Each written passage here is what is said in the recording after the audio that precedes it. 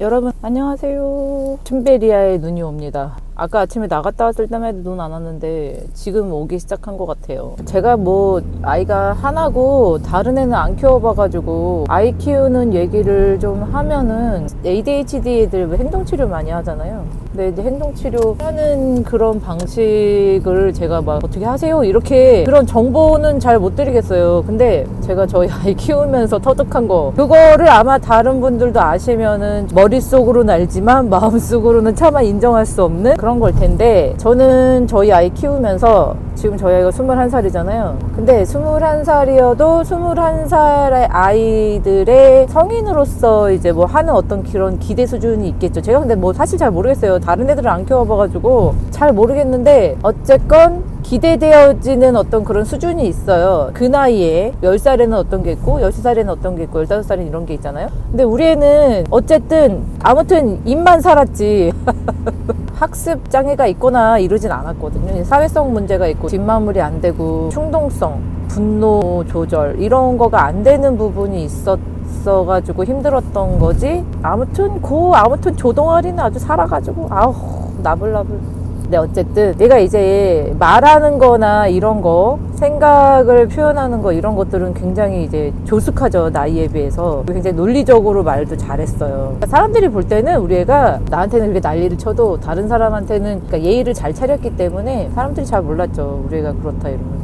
가까운 사람들은 보고 알지만. 그래서 제가 아이를 키우면서 제가 터득한 거, 이게 저는 저희 아이 같은 아이가 아니어도 분명히 어딘가가 이제 내가 생각하는 것과 맞지 않거나 내가 생각하는 수준에 못 미치거나 다른 아이들하고 좀 다르다 싶은 부분이 있을 거예요. 뭐 기본적으로는 모든 아이들은 다 다르고 아이들마다의 성향과 기질이 다르고 애들이 가지고 있는 모든 그런 어떤 자기만의 어떤 재능이 다르니까 당연히 다른데, 근데 조금 우리가 생각하는 왜 저게 안 되지 싶은 것들이 있어요. 우리가 영유아 검진할 때 그런 거 체크하잖아요. 그런 것처럼 그런 애들이 좀 있을 수 있어요. 유독 어떤 부분에서. 제가 어떻게 하라고 권해드리고 싶냐면, 제가 볼 때 이거를 하면 그냥 한 큐에 끝나요. 처음이자 마지막으로 그걸 하는 거라고 생각하면 돼요. 그 다음에는 그냥 무조건 할 수 있어요. 왜냐면 우선은 우리 애가 다른 아이와 아니면 내가 가지고 있는 기준에 따라올 수 없다, 그 기준에 맞춰질 수 없는 아이다라는 거를 받아들이고 저는 포기했어요. 포기. 안 되는 걸 포기했어요. 안 되는 걸 되게 하려고 하지 않고 안 되는 걸 포기했어요. 그거를 안 되는 걸 하려고 그러니까 막 서로 미쳐버려요. 나도 혼자서 일하면서 애 키우고 안 그래도 너무 스트레스도 많고 힘든데, 우리 애도 힘든 애고, 우리 애가 그냥 보통 그런 애가 아니었어요. 회사에 2시간씩 전화하고 그랬다니까, 자기가 원하는 거 해달라고. 아무튼 그런 애였는데 어느 순간 포기를 했어요. 안 되는 건 안 되는 거야 라는 걸 포기를 딱 하고, 그 다음에 뭘 했냐면 받아들였어요. 내 새끼는 죽었다 깨어나도 지금 저게 되는 애가 아니야. 그걸 포기하고 안 되는 애야. 저건 안 돼. 애가 안 된다는 게 아니라 그냥 저 지점, 저것, 어떤 행동 이런 거는 안 되는 거구나 받아들이고 포기하고 내려놨어요. 그래서 그냥 얘기했어요. 저는 사람들한테도 우리 애가 그런 면이 좀 안 돼, 그게 조금 힘들어, 그래서 그냥 나는 그 부분은 좀 포기했어, 너도 더 이상 얘기하지 마. 사람들이 되게 남미래 되게 참견하고 그 꼬장질하고 완장질 되게 하고 싶어해요. 그럼 나보고 무슨 온실 속의 화초처럼 애를 보호한다, 저 그런 말 진짜 많이 들었거든요. 내가 보호하려고 하는 게 아니고 어쩔 수가 없는 거. 내가 옛날에 영상에도 얘기했는데 어쩔 수 없어서 나도 포기한 거예요. 그게 사람들이 막 아무튼 자기는 키워보지도 않았으면서 아무튼 이부리만 씨부리는, 돈을 한 푼 보태주던지 진짜. 나 혼자 그렇게 아둥바둥 그렇게 고생하는데. 아무튼 그래서 저는 누군가 와서 우리 애한테 이렇게 하면은 나는 그거 포기했어, 우리 애는 그게 안 되는 애야, 더 이상 얘기하지 마, 우리 애한테도 무슨 얘기 하지 마, 이렇게 얘기를 하고, 그게 안 될 수밖에 없어. 그럴 만한 이유가 있어. 그냥 그렇게 설명을 했어요. 근데 이제 그런 건 있지. 얘도 ADHD 애들이 사람들하고 어울려 살아야 되잖아요. 사회 속의 인간이잖아. 얘네가, 다른 애들은 잘 모르겠는데 우리 애는 특히나 사회성은 되게 좋아요. 엄마 아빠 이혼했으니까 아이가 어쨌든 결핍이 있고, 저도 아이를 키우는 과정에서 내 결핍이 있어서 아이한테 제대로 못 해준 것도 많이 있었어요. 애착에서도 문제가 있었고, 그러니까 우리 애들 애정결핍 같은 게 있어요. 그러니까 사람들하고의 관계에서 그걸 보상받고 싶어 하는 게 있단 말이에요. 근데 욕구는 높은데 자기의 그런 행동 수준이나 양상이 따라가지 못하니까 애가 그게 너무 힘들잖아요. 애가 엄청 많이 상처받았어요. 근데 어쨌든 사회 속의 사람으로서 살아가게 하려면 어떻게 해요? 계속 그 부분에 대해서는 얘기를 해야 돼요. 애가 그거를 이해할 수 있게끔 계속 설명해줘야 돼요. 사전에 계속 설명해줘야 되고,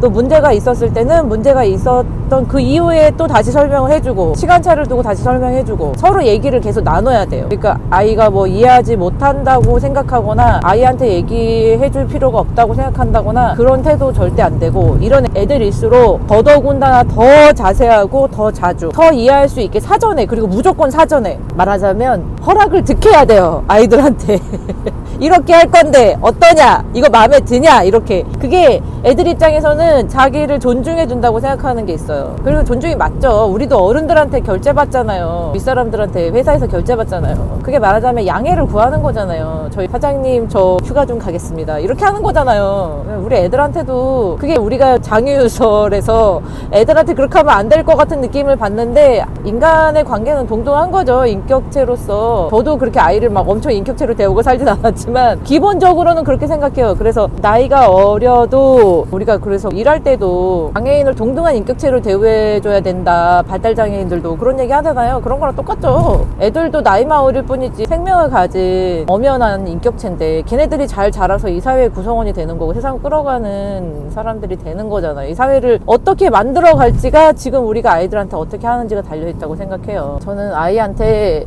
어쨌든 그랬어요. 그래서 포기할 거는 빨리 포기하고 받아들이고 내려놔. 안 돼, 그래, 그건 어쩔 수 없다, 안 돼. 지금도 안 돼요. 지금도 집이 아주 방이 개쓰레기통이야. 그래도 잔소리는 하죠. 화딱지가 나니까 잔소리는 하지만 어떡하겠어요. 안 되는 거에 대해서 내가 더 물고 늘어져 봤자 나만 스트레스 받는다. 결국에는 문제 해결도 안 되고 서로가 힘들다. 근데 뭐 다른 애들 키울 때도 저는 도움이 될 거라고 생각해요. 오늘 제가 드린 말씀이 혹시라도 ADHD나 뭐 조금 키우기 어려운 아이들 키우시는 분들한테 도움이 좀 되셨기를 바라고, 마음속에 이미 제가 하는 얘기들에 대한 메아리가 있었을 거예요. 근데 받아들이세요. 직면하고 인정하고 받아들이세요. 뭐 내가 받아들이고 빨리 포기할수록 우리 서로가 행복해집니다. 포기하고 나면 다른 시작점이 또 보여요. 할 수 있는 게 보여요. 할 수 있는 거에 집중하세요, 우선은. 그리고 걔네들도 못하는 거에 대해서 계속 지적하는 것보다 잘하는 거를 개발시켜주는 게 훨씬 도움이 돼요. 그래서 우리 애가 그림을 그린 거고, 그래서 우리 애가 그림으로 자아 실현하겠다,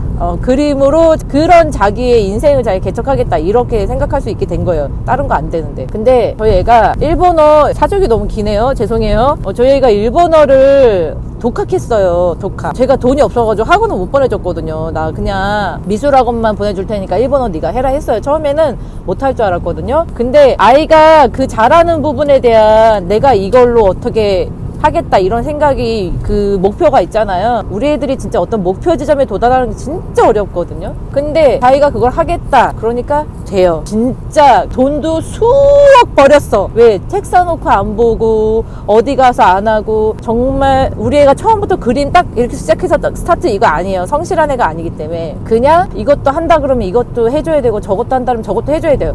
다 해요.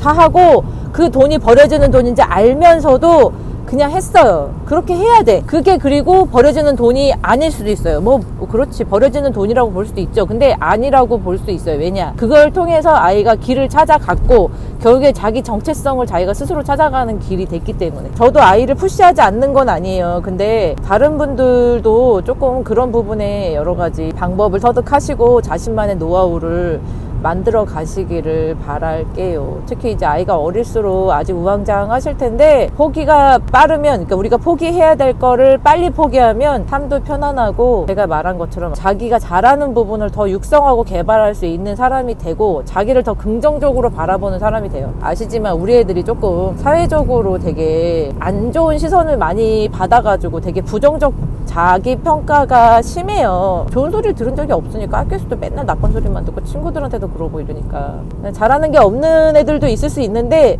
그래서 어떤 걸 하고 싶어 하는지를 계속 아이랑 찾고 얘기를 해야 돼요. 제일 중요한 거는 아이한테 결제를 득합니다. 허락을 득합니다. 제가 말하는 게 조금 이상하게 들리실 수도 있는데, 동등한 인격체로 보시고 아이를 키우신다면은 크게 어렵지 않으실 거예요. 저 진짜 이제 마무리할게요.